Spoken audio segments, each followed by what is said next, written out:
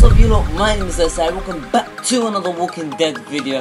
Today's video guys, as you read by the title, today we are doing a top 5 best scenes from Walking Dead Season 3 A New Frontier. Now this is hard to pick from just because my personal intake on the top 5 was a bit, but I'm not sure if this was hard to choose from just because there's a lot of great scenes or was there a lot of scenes that were a bit lacking.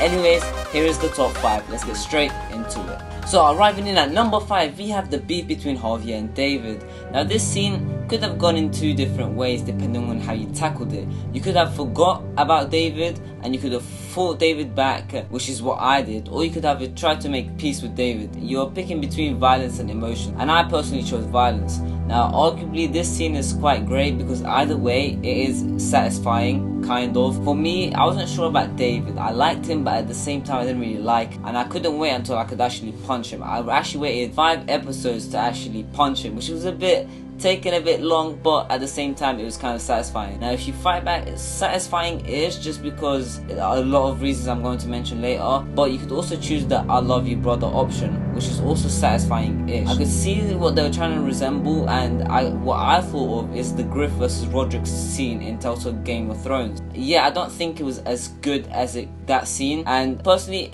if you chose violence, you should have had the option to keep on fighting him until the fight was getting out of hand. But Harvey can only fight back a couple of times before David actually attempts to choke him out with a wrench. And if you choose the actual emotional side, the scene should have actually stayed longer in my opinion, for the player to actually keep on repeating the same choice, or keep saying I love you brother, I love you brother. And I think what could have happened is where eventually David will back off in shock at what you're saying and kind of freeze for a second, because to be honest the scene was a bit short, and we can't lie, the scene was a bit short. It was a promising scene which had triggered a lot of the endings. It basically triggered what happened later on, and therefore it was a significant scene, yet it was teasing at something it couldn't bring. Anyways, the water tower fight scene comes in at number 4. David! What the hell is he doing?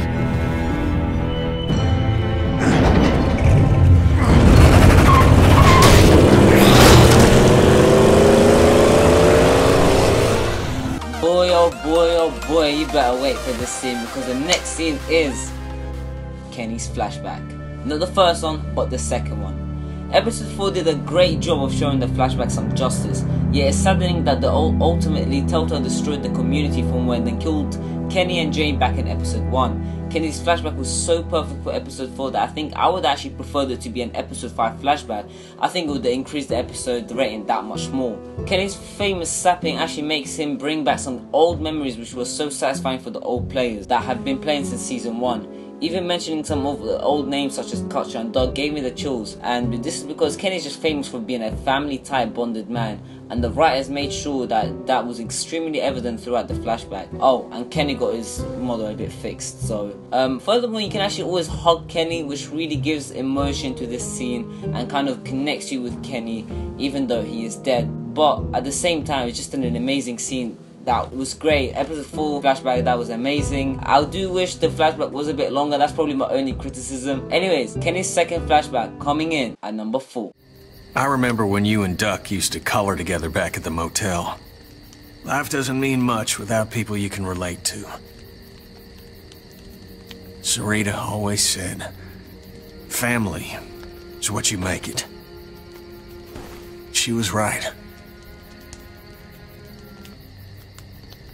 I'm sorry for all this sappy shit.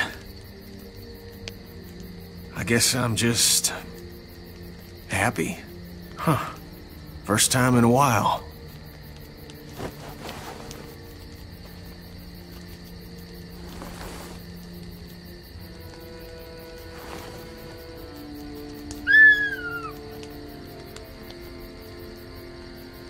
All right. Enough sap, Kenny. Number 3 is actually going to be very interesting.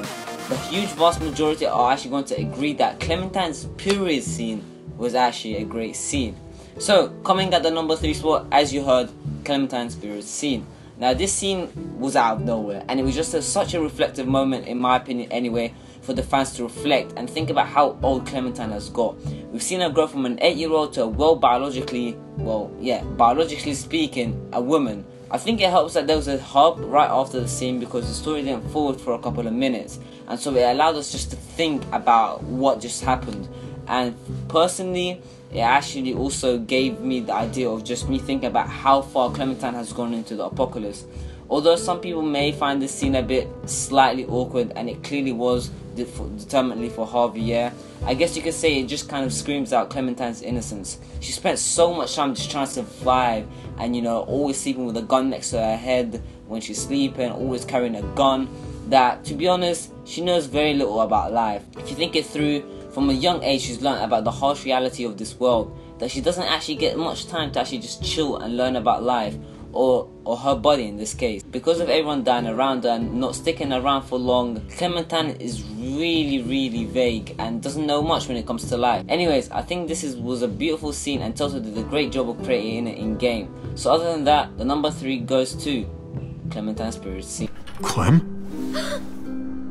Shit, Javi, what happened to you? Ran into a little trouble.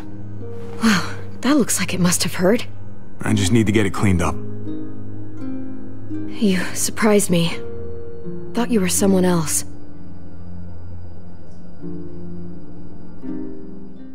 Now, personally, I have to say, number 2 is going to be a very close, and it was kind of hard to choose, but number 2 spot has to go to Kate's fake death. My lord, was this an amazing scene. You just don't get to think it through because of everything was just falling down. Richmond was in chaos with the herd, and you know, the herd was just acting like a dome. Joan was just moving crazy, and it's just crazy how well this scene was done. All the mayhem and the short takes leading up to the big crash. Kate's apparent death will catch you out by surprise, and it did for me. And until you analyze the scene or watch a video of someone analyzing the scene, SIFmasry, subscribe and watch, please.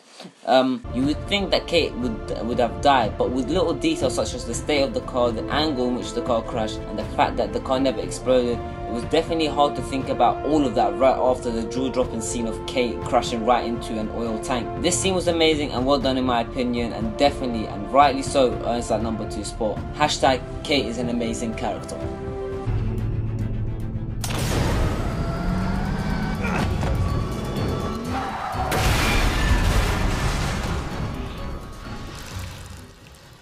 Oh, God! Javi, you've got to get over there before...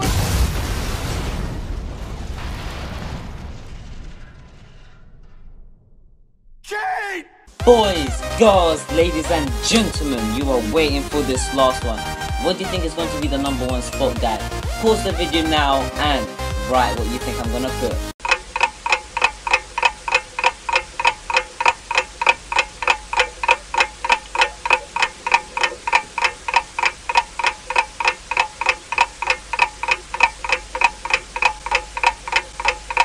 The number 1 best scene of The Walking Dead Season 3, A New Frontier, has to go to Kenny's first death.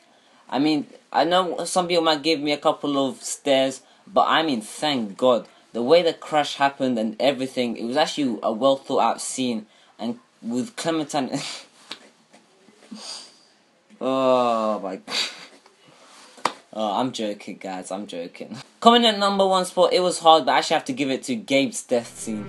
Who would have thought? Probably one of the most hated characters. If not, he's one of the most hated characters in A New Frontier. Gabe had a pretty sad scene. I hated Gabe, and the fact that he made me feel slightly sad about it makes me appreciate Gabe a little bit more. And it definitely rang a couple of bells back to Duck's death scene back in Season 1. If you think about it, no one really liked Duck. He was an annoying kid, but his death was so sad, and people actually started to like Duck after his death, which was a bit, you know, it was mad that how such people can actually hate him, but then all of a sudden after his death people actually like him. So it was like the scene was so dragged out, and you know, when Gabe was dying and talking, time just seemed to be going fairly slow in Gabe's death scene. You can actually see how scared and sad he was, all bloodied and bitten. Gabe seemed to be quite sad that he didn't survive. He feels like he was actually a bit disappointed that, you know, maybe Javier was disappointed in Gabe at how he didn't actually kill the zombies and actually survive.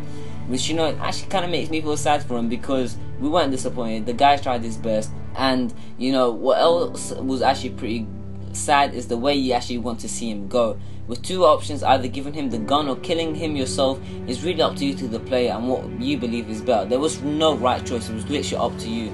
I personally chose to actually kill him myself because I think it would have been a bit more scary for him to shoot himself. But even Clementine was sad. Yeah, I believe this scene could have been so much better if we just had extra character development and actually cared about more about each of the Garcia family, just a little bit more, because with the exception of David and Kate, they're the only two that really had good character development in the Garcia family. I mean, Gabe's death scene was emotional and quite sad, and with the setting being dark and rainy, it only gives it that gritty feeling. I've even seen in the comments of some of my videos that some actually cried at that scene. But if you're invested in the series, then you have no trouble agreeing that this scene was definitely one to remember from Season 3 A New Frontier. That was it, guys. Thank you guys so much for watching top 5 best scenes from A New Frontier. If this video gets enough likes and enough comments, then I will be sure to make the top 5 worst scenes from Season 3.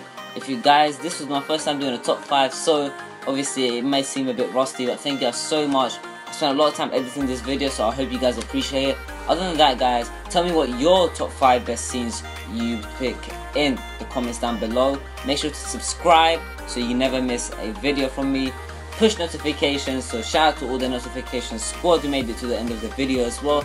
And comment so I actually see what you think about the top 5 best scenes. Would you agree with me, or would you have it slightly different? Other than that, guys, thank you guys so much. Have a wonderful rest of your day, and other than that, in a bit, peace. No. No, Gabe. I'll do it. Okay. Okay.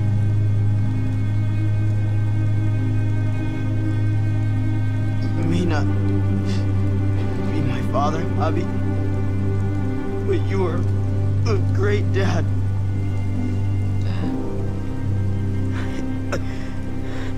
I love you, Abby. I love you too, buddy.